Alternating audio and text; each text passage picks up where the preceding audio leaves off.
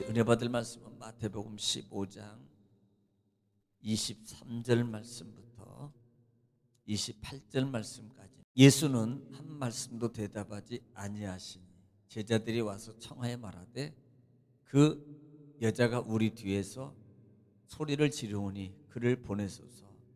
예수께서 대답하여 이르시되 나는 이스라엘 집에 잃어버린 양 외에는 다른 데로 보내심을 받지 아니하노라 하시니 여자가 와서 예수께 절하며 이르되 주여 저를 도우소서. 대답하여 이르시되 자녀의 떡을 취하여 개들에게 던짐이 마땅하지 아니하니라.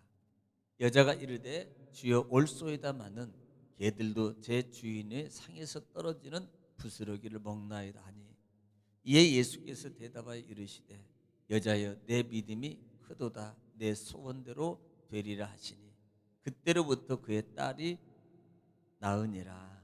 아멘. 사랑의 아버지 감사합니다. 한 번 더 주 안의 소리를 쉬게 하시고 또 한 날 우리 생명을 연장시켜 주시며 이 새벽 시간에도 하나님을 특별히 찬양하며 예배하게 하시고 하나님 말씀을 읽고 들을 수 있는 귀한 시간으로 허락해 주시니 감사합니다. 이 시간도 성령님 도우셔서 하나님을 기뻐하기에 예배하기에 찬양하기에 또 말씀 받기에 부족하였도록 주님 도와주시옵소서. 예수님의 이름으로 기도 올려옵나이다. 아멘. 할렐루야. 하나님은 여전히 말씀을 통해서 우리에게 말씀하십니다. 그러므로 하나님의 말씀을 받을 때 여러분 사모하는 마음으로 또 여러분 입을 열어서 아멘하고 받는 믿음의 자세가 되면 하나님은 말씀을 통해서 우리에게 은혜와 은총을 베풀어 줄 줄 믿습니다. 또 30배, 60배, 100배의 결실이 맺어지기를 주님의 이름으로 축복합니다.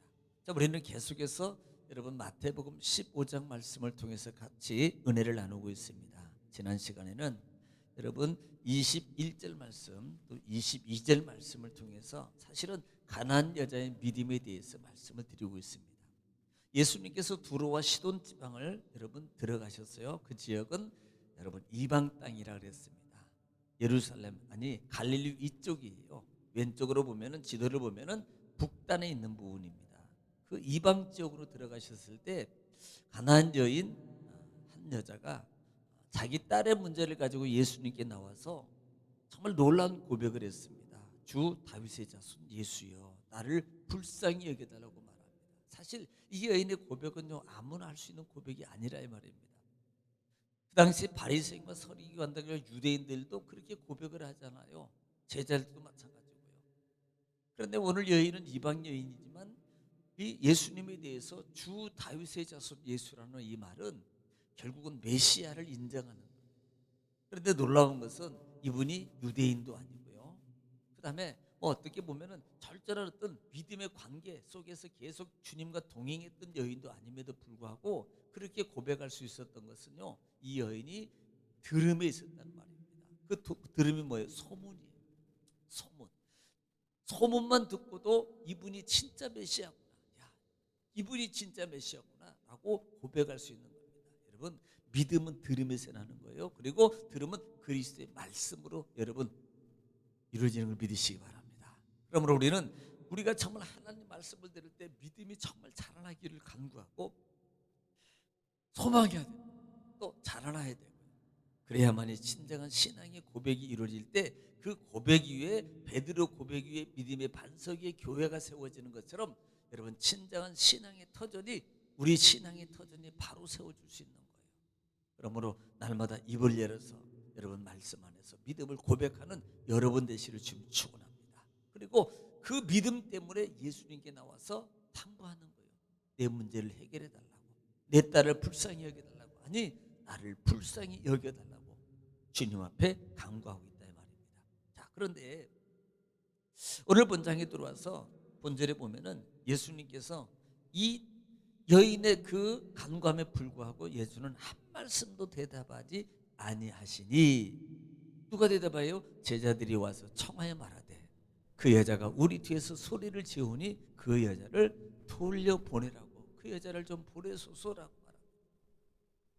그다음에 두 가지 모습이에요. 저 여자 이방 여인이 와서 시끄럽게 하는데 시끄럽게 하는데 그냥 빨리 돌려보냈어요? 아니면 예수님 저 여자가 정말 불쌍하지 않습니까? 빨리 좀 고쳐주세요라고 하는 두 가지 강청의 모습을 볼 수 있습니다. 제자들은요, 아니 저 여자가 와서 저렇게 강청하는데 그 여자를 좀 돌려보내라고, 보내소서라고 말하는 부분입니다. 여러분, 그때 예수님께서 말씀하는 소리가 바로 그 말씀이 24절 말씀이에요. 예수께 대답하여 이르시되 나는 이스라엘 집에 잃어버린 양 외에는 다른 데로 보내심을 받지 아니하였노라, 이렇게 말합니다. 자, 지금 나는 이스라엘 집에 그랬어요. 잃어버린 양 외에는 그랬어요. 예수님께서 어떻게 보면 이 말은요, 전체적인 내용은 예수님께서 정말 단호하게 거절하는 모습입니다. 또 그 내면 속에는 예수님이 사실 그 여인의 내면을 알고 있는 거 아니에요.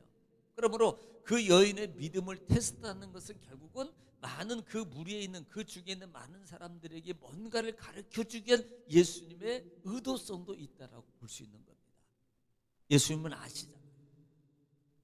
그런데 예수님은 거기에 대해서 한 말씀도 하지 않습니다. 그리고 또 입을 열어서 말씀하시는데 나는 이스라엘의 잃어버린 양 외에는 다른 데로 보내심을 받지 아니하였다, 이렇게 말씀하고 있다는 말입니다. 여러분, 잃어버린 양은 바로 어떤 양이에요? 이미 이분에 대해서 말씀을 드렸잖아요.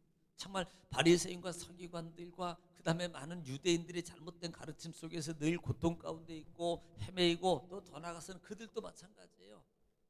진정 예수 그리스도 목자 없는 양의 모습처럼 흩어져서 그들의 곤고함 가운데서, 신앙의 곤고함, 삶의 곤고함 가운데서 있는 그런 이스라엘 백성들.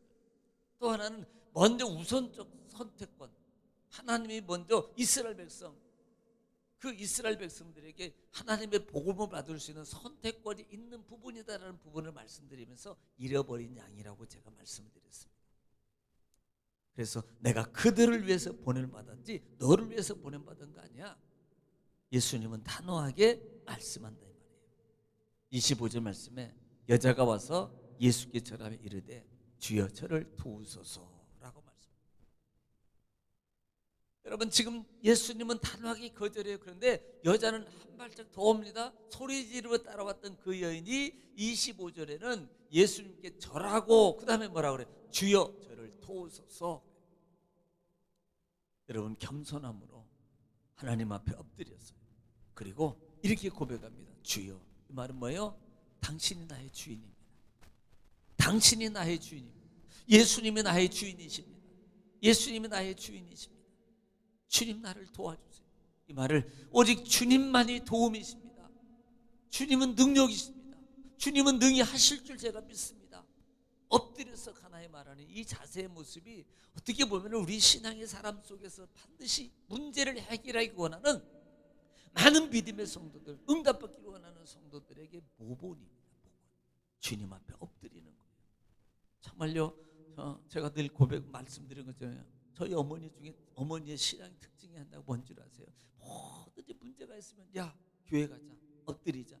항상 강단 앞에 이 강단 앞에 의자에도 안 앉아요. 강단에 앉아가지고요 그냥 기도하시는 거예요. 문제만 있으면 무조건 저런데 끌려다니는 것도 엄청 끌려다녔어요.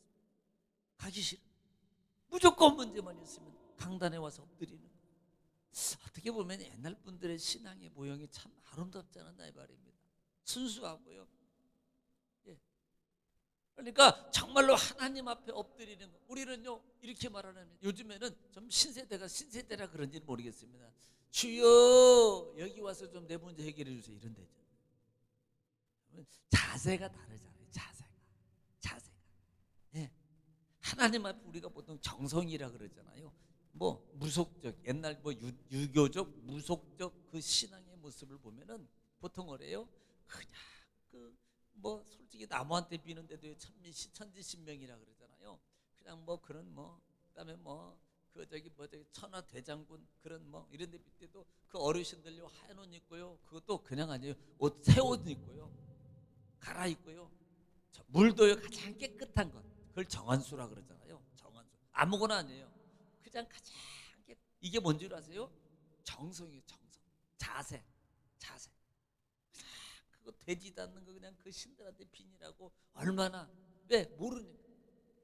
그러면요 정말로 우리는 하나님의 능력의 하나님, 정말 기적이 하는 응답의 하나님 예수님이 그 해야 될 우리의 신앙에 응답받는 자세는 뭐예요?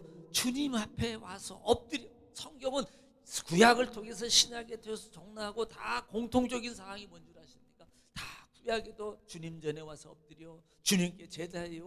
그 다음에 신약에도 마찬가지입니다. 친히 예수님도 사복음서를 통해서 보여주는 게 뭐예요? 매 때마다 하나님의 성전에 올라가는, 아니 예수님 자체가 성전이고 예수님 자체가 교회인데 뭐하러 거기로 올라가시냐. 우리에게 보여주는 거예요. 이렇게 하는 거야. 이렇게 신앙을 생활하는 거야. 이렇게 주님 만나는 거야. 이렇게 예배하는 거야. 이것을 주님께서 우리에게 보여주고 있는 거예요. 여러분, 그냥 따라하면 돼요. 그냥 몰라요? 그럼 따라하면 돼요. 그러니까 역사가 일어나요. 따라했더니 기적이 일어나요. 따라갔더니 하나님의 축복이 일어나요. 따라갔더니 병이 고침받았어요. 여러분, 그런 역사가 일어나기를 주님으로 축원합니다. 그래서 어제도 말씀을 드렸습니다만, 마음을 이겨라. 자신의 마음부터, 자기 마음과 몸부터 이겨가라. 이것이 신앙의 관문이다. 가장 큰 관문이라고 말씀드렸습니다. 그래서 여러분이 정말 이 여인의 모습을 보면서 우리가 정말 이겨나가야 되는 거예요. 이 여인은요, 와서 엎드려서 소리 질러도 안 되니까요. 다른 사람 같으면 에이 그냥 뭐 그런가 보다, 뭐 네가 잘났으면 뭐 이럴 거예요. 근데 그 말에도 그렇지 않고 이 여인은 바로 나와서 엎드리는 거예요. 예. 자, 26절에 대답하여 또 말씀하십니다. 이르시되 자녀의 떡을 취하여 개들에게 던짐이 마땅하지 아니하니라. 이렇게 말합니다.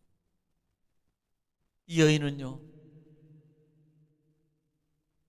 예수님께서 이 여인에게 다시 말합니다. 자녀의 떡을 취하여 개들에게 던짐이 마땅하지 아니하냐. 그러니까 다른 복음에 보면 개들에게 차라리 이 여인은 개와 관계로 취급하고 있다 이 말이에요. 개와 관계로. 예. 그러니까 이 정말 그렇게 취급을 당하는 이 여인의 입장에서, 아니 첫 번째도 거절당해요. 두 번째 왔는데 또 그렇게 말합니다. 그러면요 아마 성질 내고 이제 아마 대부분 그러지는 않겠지만 아마 보통 심기가 불편하고 성질 내고 막 뭐 그런데도요, 이 여인은 오늘 말씀에 다시 보면 27절 이렇게 말합니다. 여자가 이르되 주여 올소이다마는 개들도 제 주인의 상에서 떨어지는 부스러기를 먹나이다. 이 말이 뭐예요? 맞습니다. 맞습니다. 개들도요 주인의 상에서 떨어지는 부스러기를 먹습니다. 주님, 저 개 맞습니다. 그러니 개들도 주인의 상에서, 여러분 지금 뭘 얘기하는, 당신 우리 예수님이 주인입니다. 그 예수님의 부스러기 땅이라도 저에게 주세요. 저 개 같은 여자에게도 저에게도 주세요. 맞습니다. 여러분 이 말이요, 그 당시에는 팔레스타인 지역에는요, 이 음식을 이렇게 낮은 상에서 먹으면 이제 그 부스러기를 이렇게 막 떨어뜨리는데, 그 떨어뜨리는 이유가 뭐냐면 음식을 이것저것 손으로 집어먹잖아요. 집어먹으니까 손이 혹시라도 이렇게 다른 데가 이렇게 이제 뭐가 묻어요. 우리가 먹으면 이제 예를 김치를 집어먹었어. 그러면 김치. 근데 예를 들어서 다른 걸 집어먹으려는데 김치에 이 손이 묻어 있잖아요. 김치가. 그러면 그걸 어디다 닦냐면 빵이요. 그 당시에는 또 빵이잖아요. 팔레스타인 지역에서는 빵에다가 그걸 이렇게 손을 이렇게 따가지고 뜯어가지고 이걸 비벼가지고 그걸로 손을 닦는 거예요. 그리고 그 부스러기를 탕 밑에다가 이렇게 떨어뜨립니다.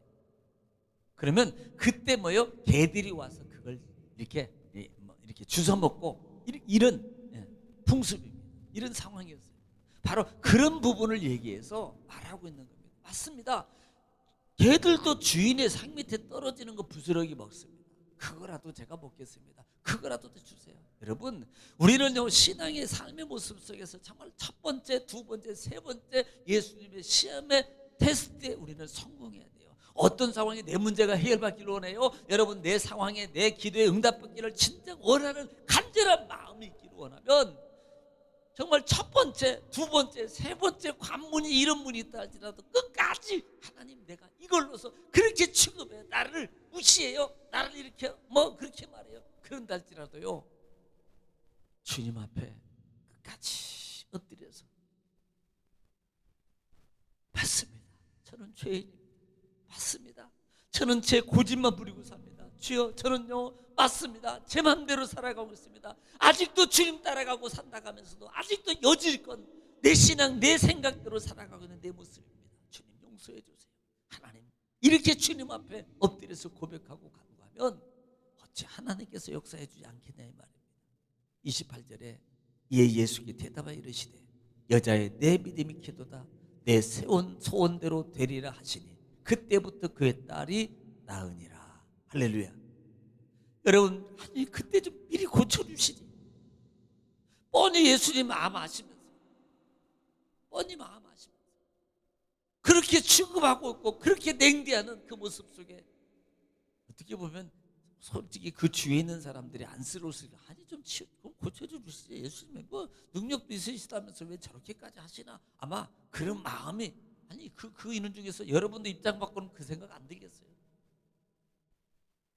그럼에도 불구하고 이 여인은요 끝까지 응답을 위해서, 자기 자식을 살리기 위해서, 내 문제도 아니고 자기 자식 문제를 해결받기 위해서 주님 앞에 그렇게 첫 번, 두 번, 세 번째를 끝까지 자리를 지키면서 주님 앞에 매달리는 그 모습 속에서 결국 엄마의 그 힘이라는 것을 보게 됩니다. 야, 참 자식 문제 해결하려고 저 엄마가 저런 취급을 받으면서도 그렇게 매달리는구나. 여러분, 주님 앞에 그렇게 매달려 보셨습니까? 여러분, 그렇게 매달리면 하나님이 역사해 주셔요. 문제 해결받지 못할 문제가 하나도 없습니다. 하나님 앞에 여러분 삶의 문제를 가지고 매달려서 정말 사모함으로 인내함으로 끝까지 주님 앞에 나와 엎드리면 여러분의 어떤 문제든지 다 해결받을 수 있도록 믿습니다. 그렇게 되기를 지금 축원합니다. 여러분, 오늘도 하나님 말씀 속에 주님의 음성 들으셨습니까? 오늘 하나님 앞에 기도하겠습니다. 주님 도와주세요. 인도해 주세요. 역사해 주세요. 이 시간에 주여 부르시고 통성으로 하나님께 간절히 기도하겠습니다. 주여, 아버지 하나님, 오늘도 말씀을 듣고 이렇게 깨닫게 하시고 인도하시고 하나님, 내 믿음의 모습을 다시 한번 볼 수 있는 눈을 열어주신 아버지 감사합니다. 하나님, 정말 주님 앞에 내가 엎드리고 주님 앞에 내가